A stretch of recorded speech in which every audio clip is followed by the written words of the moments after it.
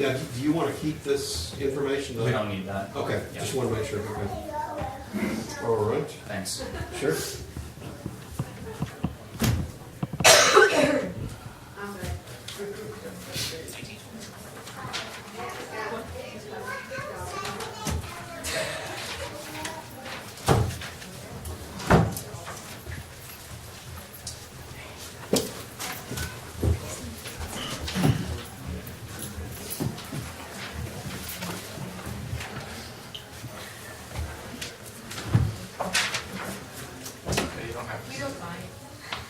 I figured your wife would be coming. She won't be. She's what? She's in class right now. So. I like this room. That's okay. I like sitting by myself. Nicer So. than you get. Yeah, that's true.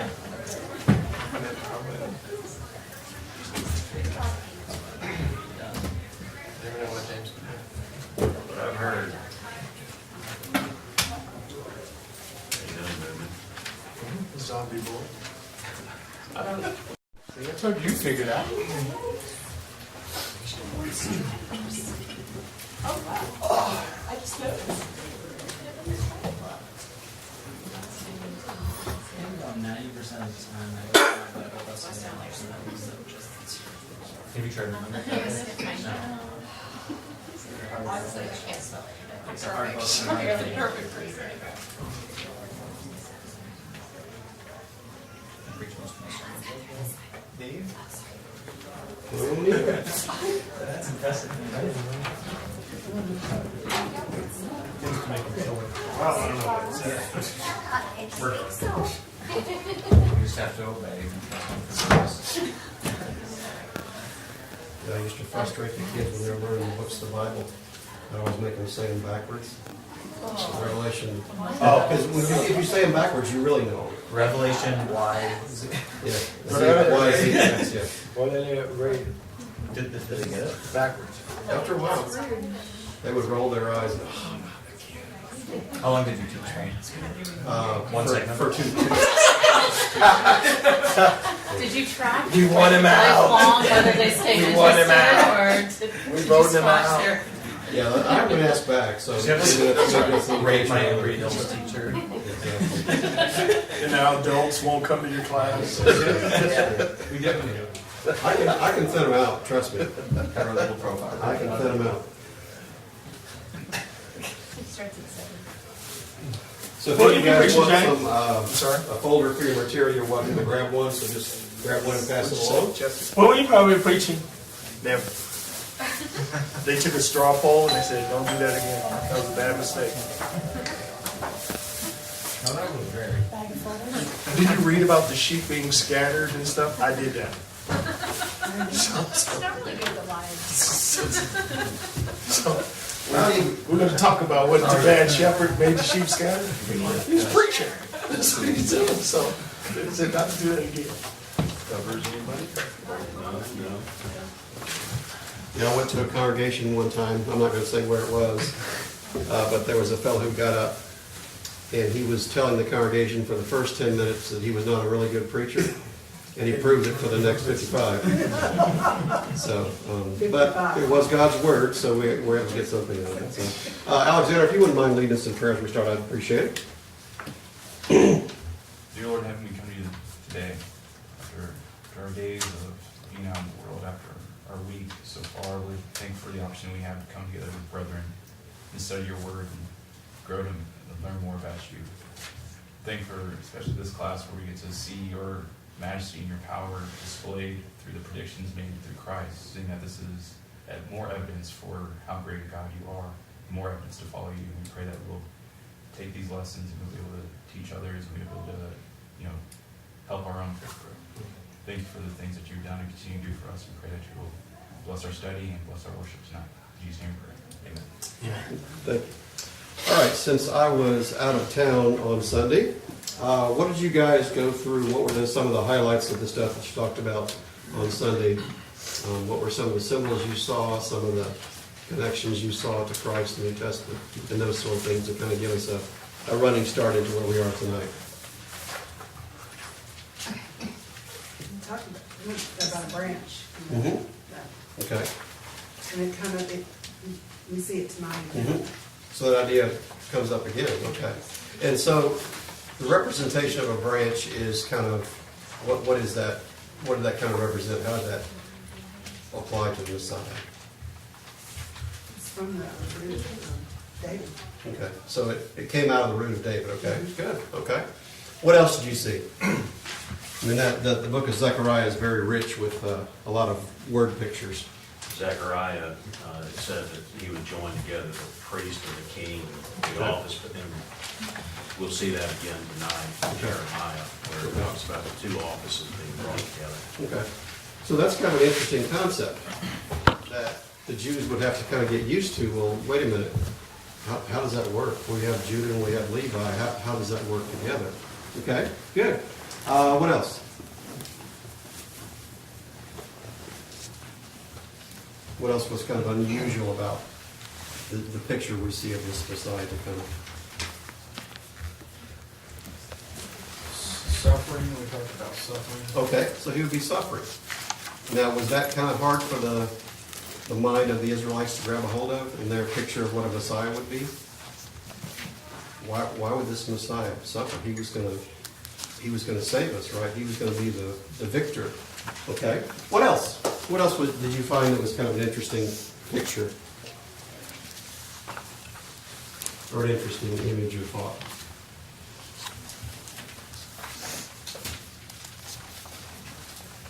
Priest and king. Priest and king. Okay.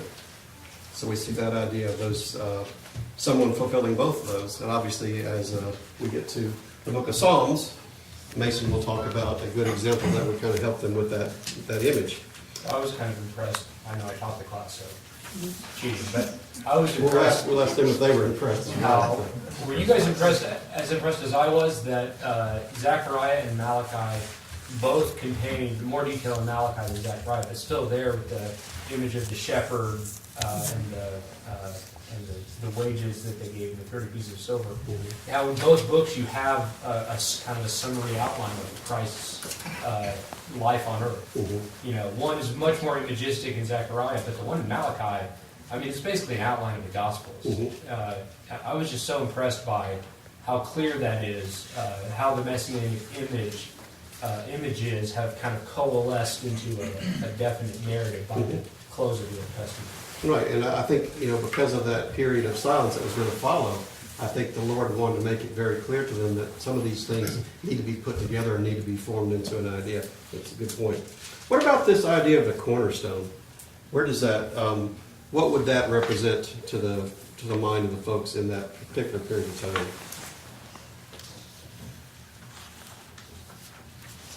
What is a cornerstone? In which the foundation is built, it has to be Okay. perfectly plumb. Right. So you measure everything else from the cornerstone. And if you have a cornerstone that's out of square, what does the house look like? It's gonna fall down. It's out of square too. Because, if you go out there in a parking lot and someone is parked over the edge of their spot, guess what the next 75 people do? They go over the edge of their spot. So the cornerstone, like you said, is kind of, that sets the tone and sets the foundation for whatever you're going to build. And if that cornerstone is not solid or that cornerstone is not accurately placed, the whole thing is messed up. And so what our Lord is telling us is that we have to build our foundation on the cornerstone that He set, not that someone else would set. Okay, and Peter picks that idea up later about the cornerstone that other people rejected. Okay.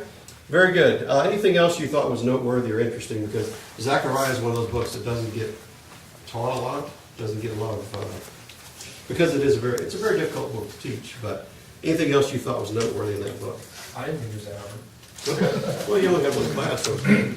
But yeah, it's some of the images there are kind of interesting. But all right, so now we're going to move into what are sometimes classified as major prophets, and there's some debate whether it's Zechariah should be a major prophet because of the volume of his work, things like that. But anyway, we're going to talk about Jeremiah and Ezekiel tonight. So just for background information, what was the setting and the world situation and so forth into which Jeremiah and Ezekiel did most of their prophesying? What was going on?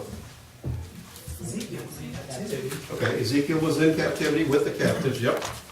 Where's Jeremiah? Jeremiah was in Jerusalem. He was in Jerusalem for a while, he was taken away for a while, but he was kind of in the midst of it. And you have Daniel, who's kind of at the CNN desk at the world headquarters, prophesying about the same group of events. So there's a lot in Jeremiah and a lot in Ezekiel that is, shorter term sort of things about coming back to the land, but there's also some longer term things about the Messiah and about the blessings that are there. And there are probably some things that we may disagree about what a prophecy is actually about, whether it's short term or long term or both. But I think there's some things that we can learn from both of these great books. Two of my favorites to teach, especially Ezekiel and Daniel, those are two of my very favorites to teach and to study. All right, launching into Jeremiah. In chapter 3, we see this discussion of, in 15 through 18, about a restoration for the people. So what benefits are going to accrue to the folks during this period of time?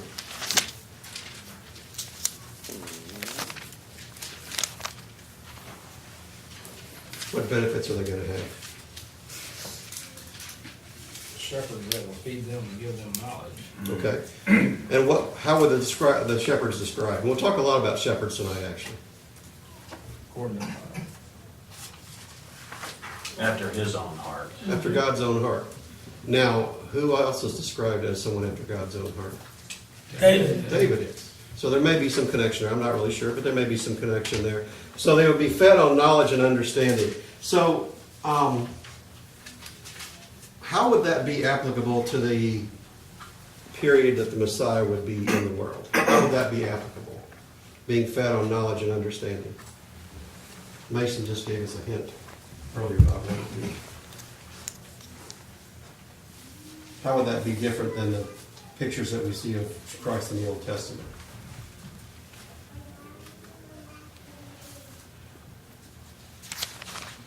Was it because he'll be amongst them? Right. They would have the opportunity to say, no, wait a minute, he was born in Bethlehem, Ephrathah, by the way. Mm-hmm. He did these things. He cleansed the temple. He healed. He brought light to those who were in darkness. Maybe this is the guy. Maybe this is the Messiah. So they would have a chance to kind of put these things together. And some of these figures that may have been a little bit difficult to understand in the time that they were given, but they would start to make sense. All right, so what does he say that they would kind of forget about or not, would not come to their mind and they wouldn't miss it in that period of time? Ark of the Covenant. Ark of the Covenant, okay. So what does the Ark of the Covenant represent in its larger form? What does it represent? Presence of God. God's presence, okay. So, and what were the things inside the Ark of the Covenant? Law. The law, Manna. manna, The bud. Aaron's rod that budded. Okay, so if you take all those things together, it really represents the temple, because that's where it was. It represents the old law, because that was what was inside. And it represents the Levitical priesthood, because that's Aaron's rod that budded and all those kind of things. So why is it going to be that in this period of time that would not come to mind, they wouldn't miss it, and it wouldn't be made again? The blessings will now flow through Christ, or what you need for the temple. Okay. And, the idea is, when I was in junior high, I saw a bike that I really wanted. And I told my dad if he'd buy me that bike, I'd never ask for another bike again. I reneged on that promise. But once I received the bike, did I have any care for the picture or the type that represented the bike? No. So I think what he's saying is that when the Messiah, the true representation of all these things come, you're not going to have a desire for going back to those things that were just types and shadows and figures, because the real thing would be here. Yes, Eric? Some have suggested that in verse 16 where it says it shall not be made again, that this is perhaps the only verse in the Bible that indicates that the Ark of the Covenant was destroyed. So people who are looking for it today are it's kind of pointless. Right. Whether or not that's the right way to read that. That could be, that could very well be. And it may have been God's way of saying that age is complete.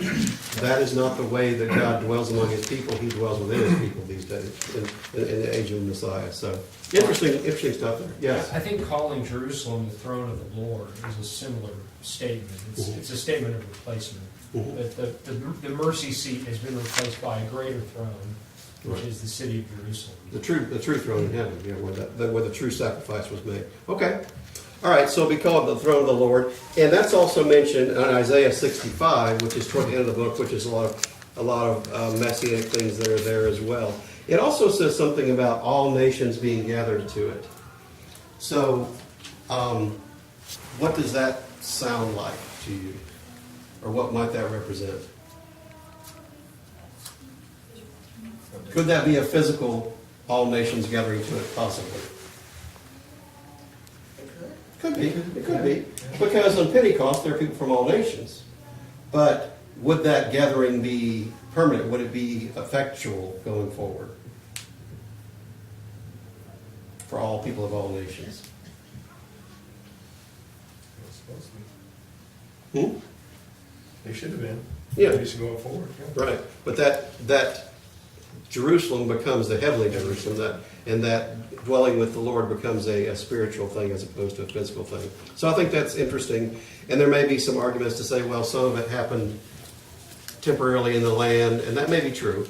But I think the real force of it is the messianic period of time. Anything else that you guys thought was interesting in that group of scripture? I thought it was very kind of a lot of interesting things kind of tied together there.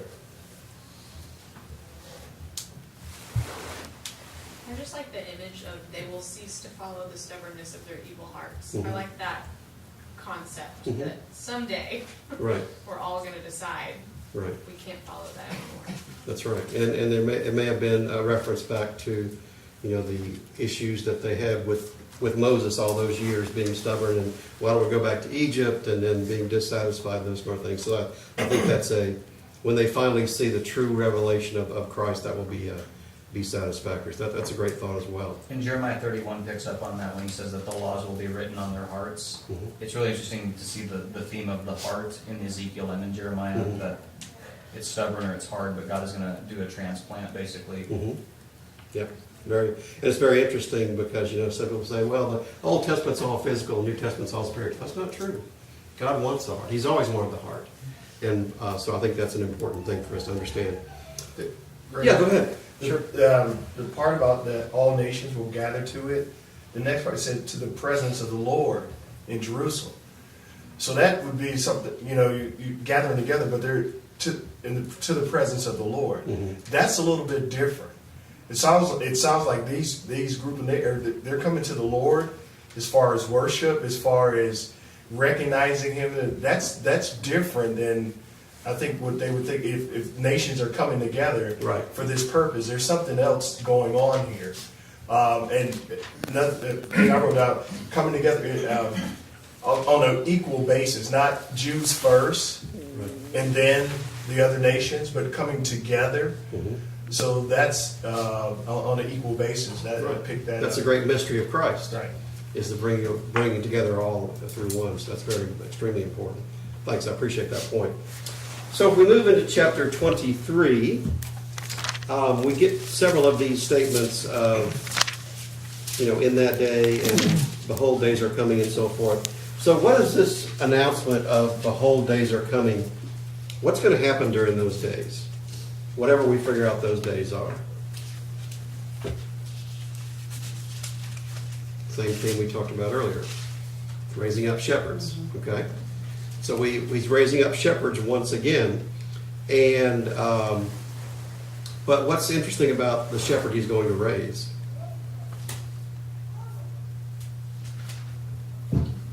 First part, they will scatter. Mhm. Mhm. That's right. And who will he raise up to reign over them? David. So we have this image of David once again, and we have this image of a righteous branch once again. So, one of the things that's very interesting as you kind of carry through the Old Testament scriptures and you read about David and the things he did and the things that he did that were sinful and the things he did that were righteous and so forth. One of the things you always see is that in David, David never blames anybody else for his sinfulness. He doesn't say it was that lady who was doing that, or it was those people who made me angry. It was always, I have sinned against God. And I think one of the things that when he talks about raising up David as a shepherd is to be a leader for us in that sort of Godward attitude. And that when we do sin and we do fall, that we don't blame, we don't make excuses, we don't say, well, it was something else that happened, it wasn't me. You say, I have sinned against God. And I think that's one of the ways in which David is a good example to us, and a shepherd being the one that we should follow in terms of the good things he did, obviously not the bad things he did, but it also says he will act wisely and bring justice and righteousness. How would that be applicable to what our Lord did? How would he bring about righteousness and justice?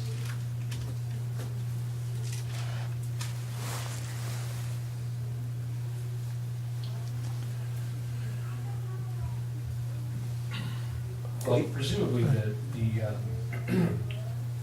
acting wisely or succeeding Mm-hmm. might be a contrast with David and the Davidic line in general, Mhm. that he'll be a good king. The justice and righteousness in the land becomes kind of a shorthand in the prophets for the basic responsibilities that a king has. Like, he Mhm. can't even do anything else. He should at least uphold the rights of the poor and Right. not let them be abused. Mhm. And so I think those two attributes together of acting wisely or succeeding and doing Mhm. justice and righteousness, he's going to be the perfect king. Do everything a king should be. That's right.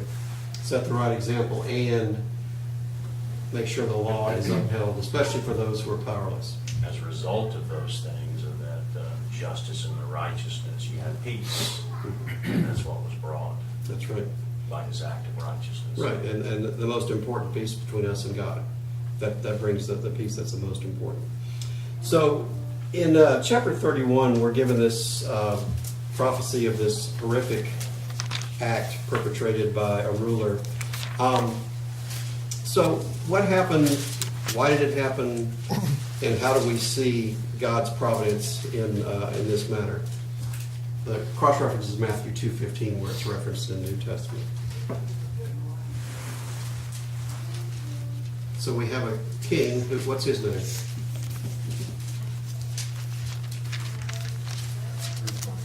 Okay, Herod. And what was his ruse that he wanted to perpetrate based on these shepherds? I want to come worship this king too, right? And so when he figured out that he had been fooled, what does he do? Plan B. Kill the male children. Kill all the male children 2 and under. Okay. So what happens to our Lord and his mother and his stepfather? They have to go to Egypt. They have to go to Egypt. Now, if our Lord's sacrifice would have been perfect at that point in time, why did God save him? He had to be sacrificed, right? But what else did he have to do before his sacrifice was complete? Had to fulfill the law. And he had to do all those, he had to live a sinless life. So we see, it's interesting that in this case, his life was saved from death. But later on, after he fulfilled all that needed to be fulfilled and had perfectly kept the law, he wasn't withheld from death. So it's interesting that you see that, the timing of everything had to be just right in God's plan. And as you see it go later on, you see Jesus controlling those events. You see Jesus, they want to kill him. He just passes through and he's gone. Or they want to make him a king. He just kind of passes through and goes on, because that's not God's plan. And it's interesting as you see this, that God is controlling all these things, all this timing, all the things that are going on, and we see that as part of his righteous plan. So in some cases, the attempts to kill the Lord were foiled. In other cases, the Lord walked right into it, orchestrated it all, made sure it was done the right way, and sacrificed himself on the cross for us. So I think that's very interesting to see how those different things are played out. And obviously, in the Lord's eternal plan, how all those things work. Okay. So, in chapter 31, we have this announcement. What is being announced there? And what is it in contrast to? 31 down to 34.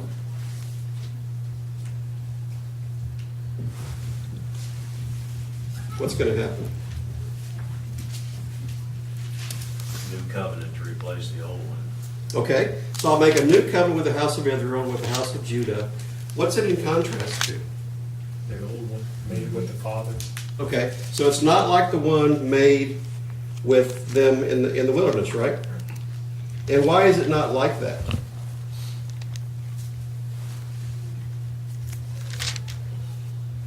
Because the law's gonna be on their hearts rather than on stone.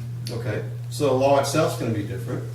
What else is going to be different about the nature of the law? Is it still based on God's righteousness? Yes. Yes.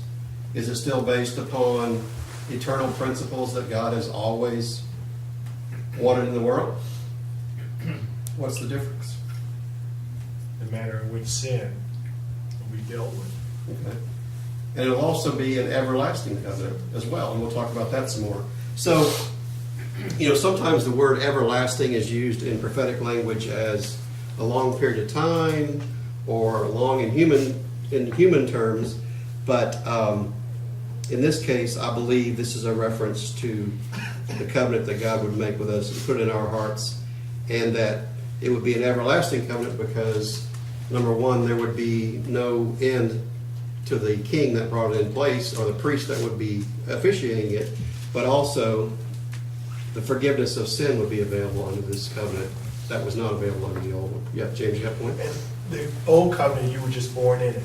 You were in it just by birth. Mhm. Is it this one now?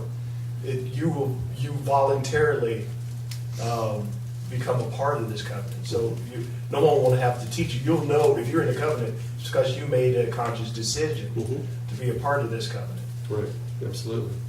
Because, like you said, under the old covenant, at a certain point in time after you became a responsible for the law just because you were a Jew. But in this case, you're accepting it because you understand it, you believe it, you study it, and those sort of things. So that's another way when it's different. So, it seems like there's, maybe I'm misreading it, it seems like there's an implication in these verses that one of the ways this covenant will be different is that the old covenant, they broke, although it was a husband to them, in verse 32. And then in this new covenant, they won't break it. Am I misreading that? No, what I think, that's a very good point. What I think that means is that once you broke the law of Moses, you were a sinner forever. There was no forgiveness. But under the new law, there is forgiveness, and you can restore that relationship with God. Now, obviously, there are sacrifices they did throughout the year, and once a year and so forth. But the way I read that is, once you broke the law, you were guilty of the entire law, and you could not have forgiveness of that until the perfect sacrifice came with the new law. I mean, that's kind of how I read that, but I may be missing something there as well. I don't know. Well, I mean, in 32:40, he says, I will make an everlasting covenant with them, that I will not turn away from them to do them good, and I will put the fear of me in their hearts, so that they will not turn away from me. Right. Which makes us sound like once saved, always saved, or something like that. Right. But, I mean, clearly there's... So is it kind of the inverse of James's point that, it's not... that God's not breaking his covenant, you're just turning away from him, or something? I It don't could know. be. It could be. Yeah, and I think one of the things about the law of Moses was, and Paul talks about this in his letters a little bit, that it wasn't that the law was wrong, it was that we were wrong. Right. It wasn't the law was unrighteous, we were unrighteous, but now we have salvation through grace and faith. So I think there's some points to be made there, and I think that's a good thing to think about and study some more. So what are some of the effects of the changes of this new law? And there's a bunch of them, but what were some of the effects of that? those who are in it will know the Lord. Okay, all right, very important. And they'll be brought into it by their faith, not by their lineage necessarily, okay? So if you change the law, what else do you have to change?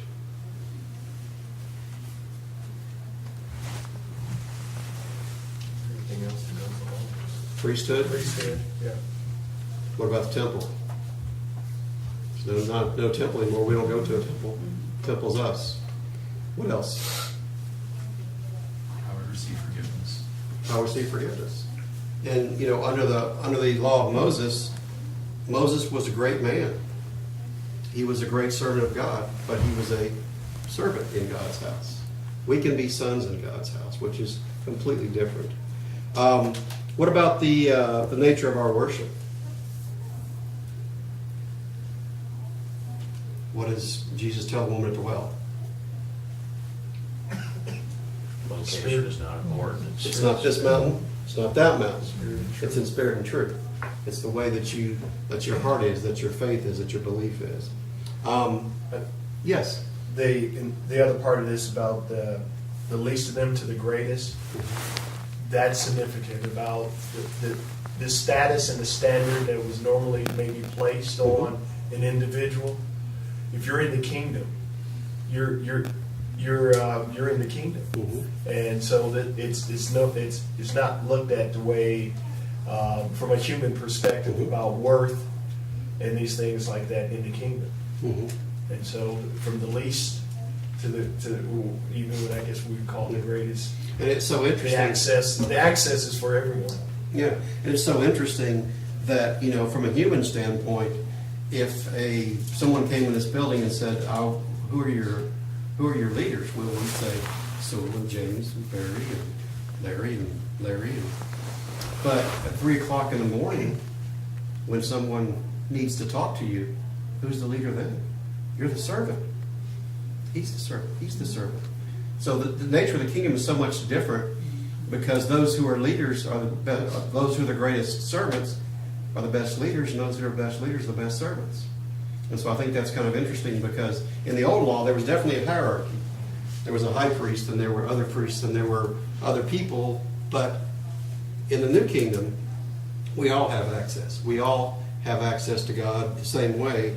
And there, like you said, there's not a layering of the people or a hierarchy, but everyone, we're a kingdom of priests. So I think that's interesting as well. It says, he sort of makes that point back in chapter 23, where he says these shepherds, evil shepherds, will scatter the people. Right. That's the leadership. They are the hierarchy. Mhm. But he will bring back a remnant Mhm. from other nations from which they've been scattered, and then set up shepherds, those who serve the people. Absolutely. And because our Lord was God and is God and was in heaven with God, he came to this earth to serve us. And he came to this earth to die the death of a slave, the lowest of the low. He came to serve us. And so I think that's interesting as we look at this, and we'll talk about that quite a bit in the book of Isaiah, about this idea of these different servants and the different aspects of the servants. So preview for coming attractions. All right. So in chapter 33, we talk about this David imagery again. And what do we find out about David in this particular imagery? And we saw this other places as well. In Zechariah, it was there, that same idea.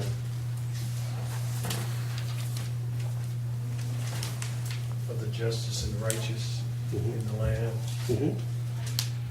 And Verse 17 says that David will sit on the throne, and then verse 18, it talks about the priesthood shall never lack a man. So there's a combination of both offices. right, so we see the king and the priest will both serve without end.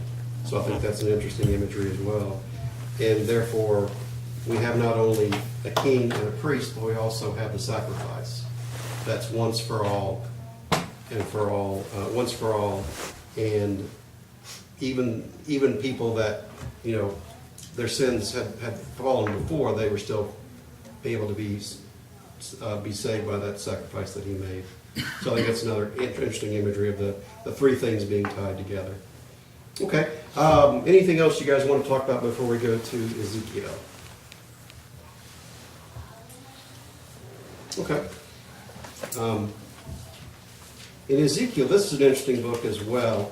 I think Ezekiel was probably the first person that kind of really used PowerPoint because his demonstrations were so graphic and were so memorable, but I think he was kind of like a forerunner of those who would use PowerPoint to make their points. But Ezekiel had a very difficult message throughout his entire book. It was, that Judah and Israel had both sinned, they had both rebelled, the nations around them would be destroyed, and there was all this punishment of sin. But there's also some bits of light in Ezekiel, some visions of things that would be better. And I think one of those, I think Eric had a lesson about that with the Valley of the Dry Bones and the skin coming back on and stuff like that, and all the restoration that would bring about. So there were visions of hope throughout Ezekiel. And one of them we see in chapter 16, in verse 60 through 63. There are others, but this is one I thought was noteworthy. So what's the picture that we see here? What's happening?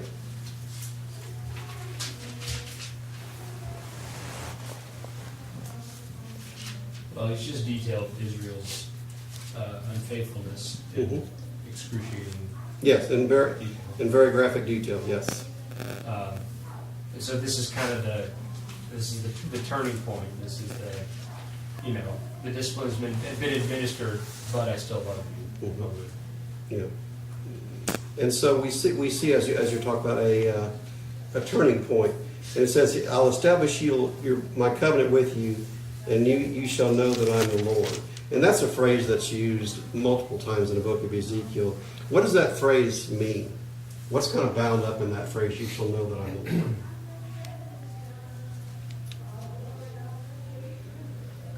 Perhaps the idea that if they hadn't necessarily forgotten, that they had acted like they'd forgotten. Mhm. What's the Lord. Mhm. So he's like, you're gonna know who I am again. Right. Yeah, Yeah. a reassertion of his identity as not just a God or the God, Mhm. but their God. Mhm. Okay? And that idea of a personal relationship. Yes. One of the things that impresses me with these prophecies is that I know we're looking at the Messiah, but we also get, if we're one with Christ, we're going to see images of ourselves and all Sure. of this as well. Sure. And one of the things that they keep talking about is that these people are going to know the Lord, the laws are going to be written. The Old Testament picture of what New Testament Christianity was going to look like was it was going to be a group of people that were highly, highly, highly dedicated, Mhm. and that God was their greatest passion more than anything else. Mhm. And I think that's an important takeaway from Mhm. this. It really is. And as James mentioned earlier, you were born into Judaism. You were basically conscripted from birth. But in the New Kingdom, you're a volunteer. And you have learned and you've accepted God in your heart and have had faith in Him so that you will follow Him. Another interesting thing I think is kind of bound up in the idea of and you shall know that I am the Lord. That the Lord always keeps His promises. The Lord always does what He says He's going to do. And when He promised Abraham and Isaac and Jacob that He would bless all nations through them, through their seed, He did that. And I think that's just another reminder that this Jehovah that you're dealing with, He keeps promises. He is faithful. Even though, and Ezekiel gives some extremely graphic details about how unfaithful they were, God is faithful to His promise. And when He said He was going to bring the Messiah into the world through Abraham, Isaac, and Jacob and their seed, He's going to do it. And He's going to make that happen for our salvation. So, Grady, I guess I have a question about that Mhm. aspect of it. In verse 60, when he says, "Nevertheless, I will remember my covenant with you in the days of your youth," Mhm. I mean, clearly in the context, the days of your youth is back to the beginning of this relationship that he's depicting. Mhm. But it seems to have some other significance as well. I mean, do you think he's referring to like the promise of restoration in Deuteronomy 30, when you disobey and I'm going to bring all these plagues on you, but I will rescue you, he says in chapter 30. Or is it going back even farther to the days when Israel was like one man, Abraham? That's kind of what I think. And God says, I'm gonna take care of your descendants. I'm gonna bless them, Mhm. and I'm gonna bless the whole earth through you. I think it relates back to, you know, in the infancy of before they were even a nation, they were in the loins of their father Abraham.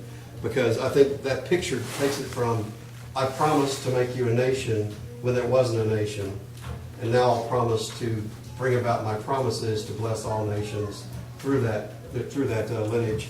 And that shows that God is faithful to his promise. Even though Israel went lots of different ways and, you know, took lots of different turns, God was going to be faithful to that promise. I think that's the way I look at it. It may not be the correct way, but that's kind of how I look at it. So in chapter 34, we get to this idea of shepherds once again. And what's being contrasted here? What types of shepherds are being contrasted? The wicked against God's people. Okay, so, oh, go ahead, sorry. That's the wicked against the doing the right. Okay, so we have shepherds, and what is a shepherd supposed to do? What are some of the things shepherds are supposed to do? Lead and to feed, to Okay. help the weak. And protect. Okay, lead and feed, protect the weak, protect the sickly. You know, have the picture of the 90 and 9 going out to find the one that's lost. So that's what a shepherd was supposed to do. But what were these evil shepherds? And that, to my mind, is the leaders of Israel, whether that be the priesthood, whether that be the kings, whatever it was. What were they doing? They were eating the fat. Yeah. And they were wearing the wool, slaughtering the fatlings, and then people were starving. Mm-hmm. Yeah, they were taking it for themselves. They're also, as opposed to leading, they were driving the sheep. Right. And it's interesting that in other prophetic utterances talking about this period of time, it talks about that they were laying heavy taxes on the people, and they were even trying to take the dust off the people to shake whatever they had loose from them. Just this awful, picture of complete abuse of power, and turning the idea of a shepherd on its head and saying, I'm a shepherd, I'm going to take advantage of everything that I possibly can off of this flock. So we have that, and he also talks about them being scattered on the mountains, as was mentioned earlier by Larry, and then them becoming food for predators. So basically the shepherd kind of, as far as protection, I'm not doing that. As far as taking care of the weak, they're on their own. And that's how the shepherds and the leaders have been. But what does God propose, or what is God going to bring about as a solution? He's going to seek them himself. Okay. So he's going to seek them himself. And what's going to be brought among them to bring these things about? One shepherd. He's going to bring in one shepherd. Now, so what's one of the interesting things about going back to the imagery of David, when David was going up against Shaquille O'Neal times 2, what did David say about his life as a shepherd? What had God done? Helped him in his protection of the sheep. And he said he'd tangled with some pretty rough animals, right? In his idea to protect the sheep. So we see that that's this idea of being protected, but David was actually doing what for those sheep? What was he doing in essence? He was laying down his life, right? Because the lion and bear killed him, he was trying to save the sheep. So as we move over to the New Testament, how does Jesus apply this idea of being the good shepherd, being the one who cares for the flock, and being the one who would lay down his life for his sheep to himself?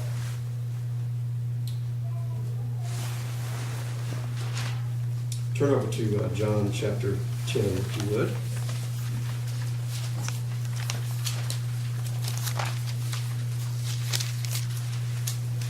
And Steve, would you mind reading verse 11 through 18? 11 Chapter 10. through 18. Mhm. John 10, verse 11. I am the good shepherd. The good shepherd lays down his life for the sheep.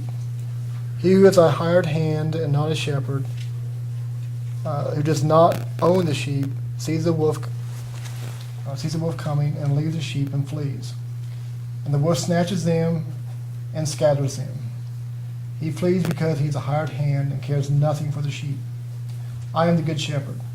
I know my own, and my own know me. Just as the Father knows me, and I know the Father, I lay down my life for the sheep. And I have other sheep that are not of this fold. I must bring them also, and they will listen to my voice. So there will be one flock, one shepherd. For this reason the Father loves me, because I lay down my life that I may take it up again. No one takes it from me, but I lay it down of my own accord. I have authority to lay it down, and I have authority to take it up again. This charge I have received from my Father. Okay, so we have this idea repeated over and over again, that this shepherd is voluntarily giving up his life for the sheep, and that the shepherd has the power to say no or to say yes to the sacrifice. It's not something it's being forced upon him. It's not something that he's being compelled to do. He is of his own accord and of his own will laying down his life for the sheep. So he applies that to himself. And what's really interesting is, and if you follow the events of the crucifixion, leading up to the crucifixion, and the trials, and all the things that happened, there were about 7 or 10 different exit doors Jesus could have gone out of, if you go back through the trials. But he didn't take any of them. He could have called down myriad of angels. He didn't do that. He could have gone out and said, hey, these Jewish trials, they're illegal. You can't convict me. I want justice. He didn't do that. He could have gone to the Romans and said, hey, listen, this is just a question among these Jews about some religious matter. You don't care about that. But he said, no, I'm a king. You said I'm a king, I'm a king. And so by doing that, he was signing his own death warrant. And he knew that. And he voluntarily did that for someone as loud as me. And people that need him as much as I do. So I think it's a great lesson for us to think about what our Lord is willing to do for us voluntarily. Even when we didn't know him and we were enemies of his, he was still willing to do that. And even though there were all kinds of things he could have done if he had wanted to, if it was within the will of the Father, that he could have done to stop it, but he didn't. He actually did things to promote it. And I think that's really something magnificent to think about as we look at these pictures of him. And one of the things I think is really so interesting about the idea of a shepherd is that's an image that we're not really used to. They would have been very used to shepherds, but it's something that I don't think we're used to. And I think there's a lot we really need to think about that's involved in that idea as we think more about the Messiah and his sacrifice and all the things he went through for us. Because I think it's some pretty deep thoughts that we need to concentrate on. We will be on lesson number 7 on Sunday, and I will be out of town, and Mason will carry on. So I appreciate all your good thoughts and good study and all the things you add to the discussion.